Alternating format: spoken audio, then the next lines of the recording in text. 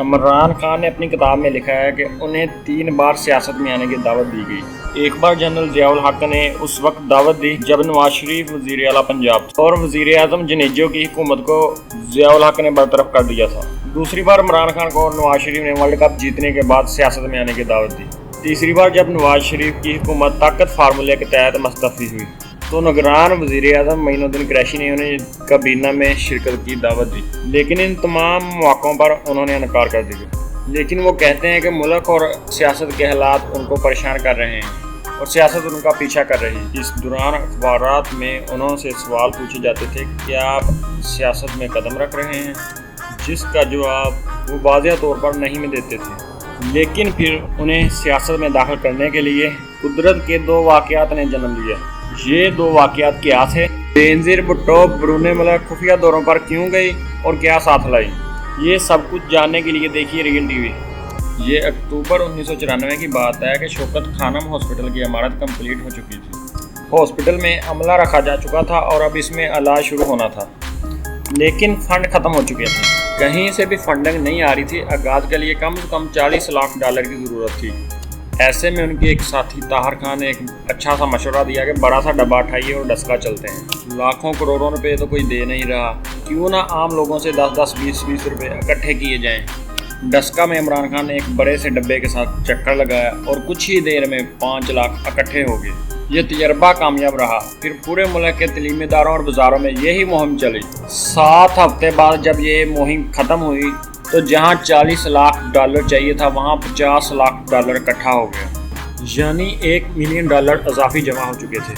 لیکن اس دورے میں صرف رقم ہی اکٹھی نہیں ہوئی، بلکہ عمران خان صاحب کا کہنا ہے کہ انہوں نے دیکھ لیا تھا کہ پاکستان کا ایک عام آدمی کتنا دل کشادہ اور ان پر کتنا اعتبار کرنے والا ہے۔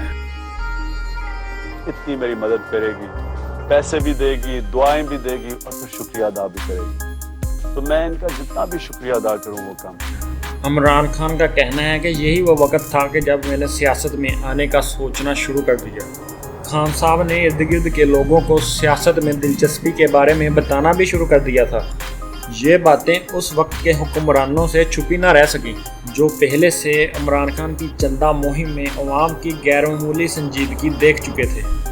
ہماری جان آپ دیں گے نا خون کا نذرانہ ایمان سے دے دیں گے، گردن کٹوا لیں گے۔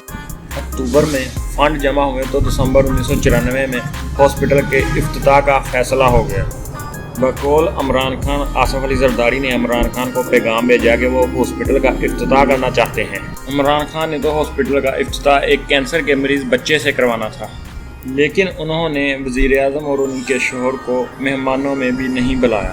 اب آصف علی زرداری اور بینظیر بھٹو عمران خان سے کھل کر ناراض ہو چکے تھے۔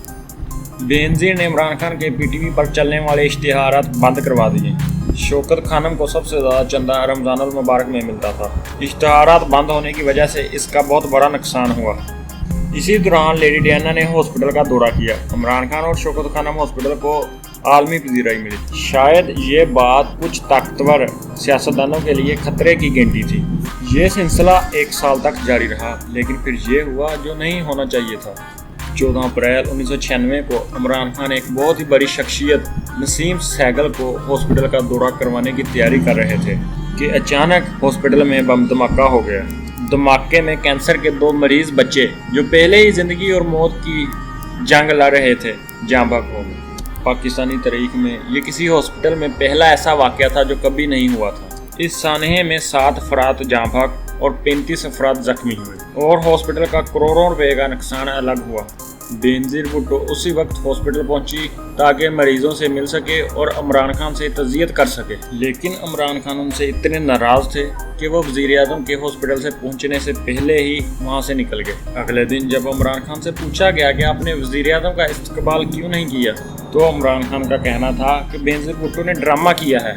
انہوں نے کہا کہ بینظیر بھٹو سے تعلقات صرف ایک ہی شرط میں ہو سکتے ہیں کہ اشتہارات کی بندش کی وجہ سے ہونے والا نقصانات حکومت پورا کرے۔ دوسری طرف نواز شریف صاحب بھی اسی دن ہاسپٹل کے دورے پر پہنچے اور عمران خان سے انہوں نے ملاقات کی، اور عمران خان نے نواز شریف کی تعریف کرتے ہوئے کہا کہ انہوں نے اپنے دور حکومت میں ہاسپٹل میں کوئی بھی ایسی رکاوٹ نہیں ڈالی تھی جس سے ہاسپٹل کو نقصان ہو۔ اس دوران عمران خان نے ایک سوال کے جواب میں کہا کہ وہ حکومت کے ساتھ نہیں بلکہ تبدیلی چاہنے والوں کے ساتھ کھڑے ہیں۔ عمران خان کا بات کرنے کا مقصد یہ تھا کہ وہ نواز شریف کے ساتھ کھڑے ہیں کیونکہ وہی اس وقت حکومت میں تبدیلی کے لیے سیاسی مہم چلا رہے تھے۔ دھماکے کے 11 دن بعد عمران خان نے لاہور کے ایک ہوٹل میں پریس کانفرنس کی اور سیاسی جماعت تحریک انصاف کے قیام کا اعلان کر دیا۔ انہوں نے اعلان کیا کہ وہ ٹی پی کلچر ختم کریں گے، توڑ اور پھوڑ کی منفی سیاست نہیں کریں گے، کرپشن، بے روزگاری اور دیگر مسائل ختم کریں گے اور کٹ پتلی وزیر اعظم کبھی نہیں بنیں گے۔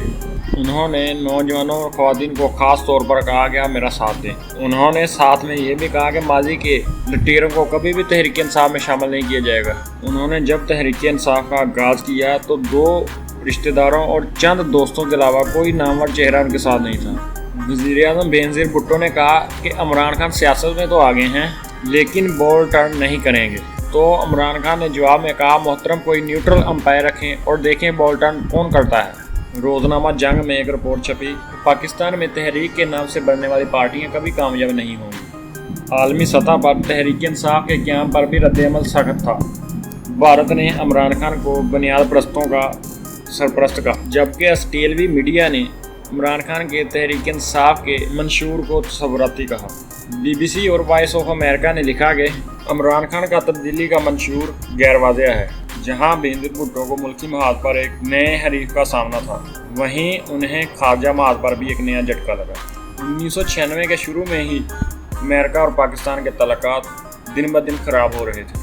تعلقات میں خرابی کی وجہ تھی چینی میزائل اور ایک اوور کوٹ۔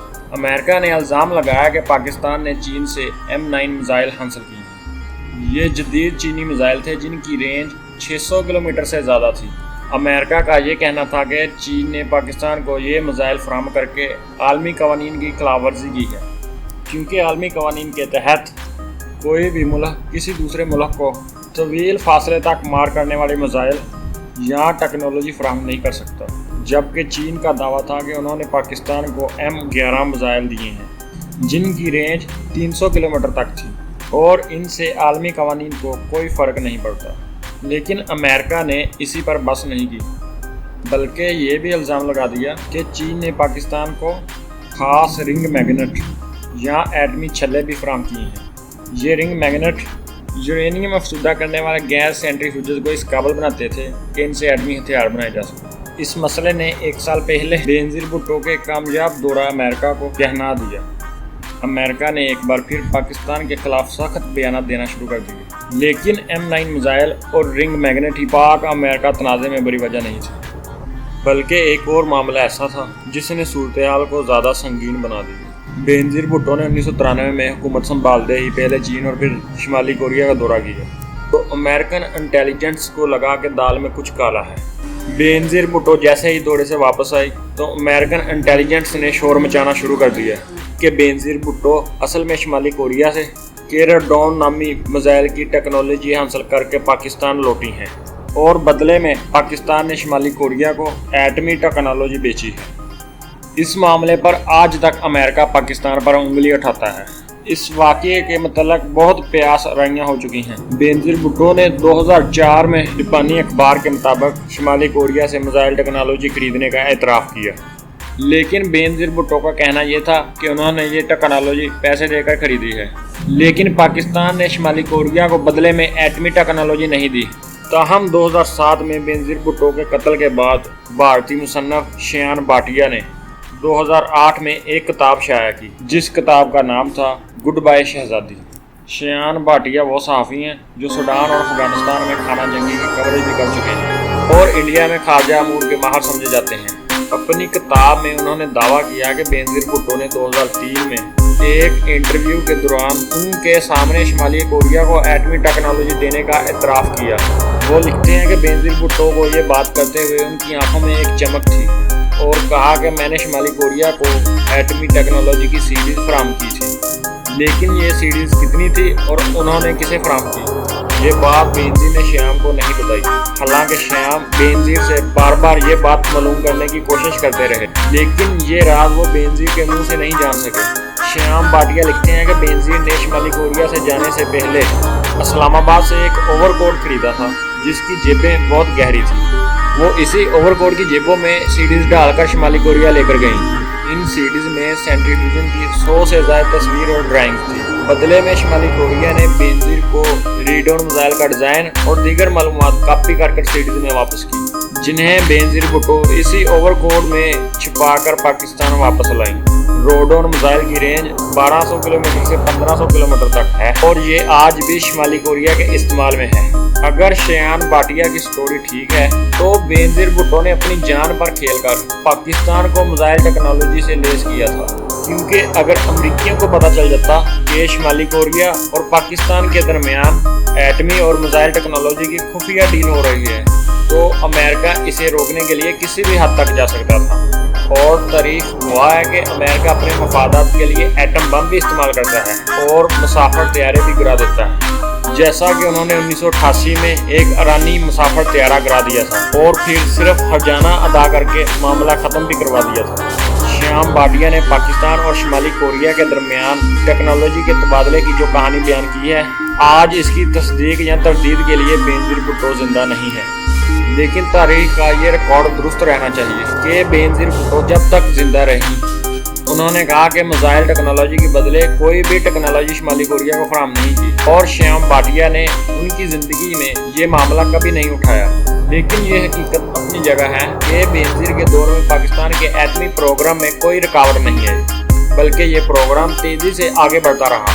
پاکستان گوری میزائل اور ایٹمی پروگرام کے تجربات کے قریب پہنچ چکا تھا. اب یہ وہ دور تھا جب نواز شریف بینظیر بھٹو سے سخت ناراض ہو چکے تھے، کیونکہ اسی دور میں ان کے والد کو گرفتار کیا گیا اور پھر ان کے چھوٹے بھائی شہباز شریف کو گرفتار کیا گیا